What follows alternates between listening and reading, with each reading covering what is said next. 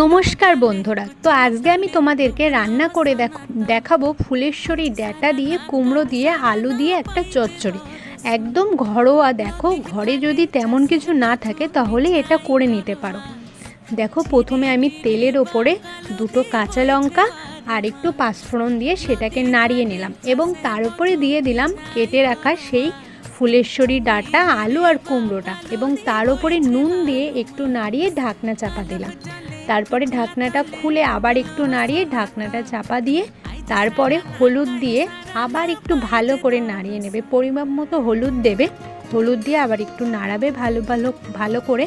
তারপর মাখো মাখো হওয়ার পরে, একটু মাখো মাখো যখন হবে তখন সর্ষে বাটা দিয়ে দেবে।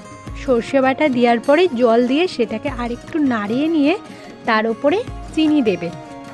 চিনি দিয়ে সেটা ভালো করে নাড়িয়ে নিলে দেখবে এই মাখো মাখো ভাবটা চলে আসবে, তাহলেই রান্নার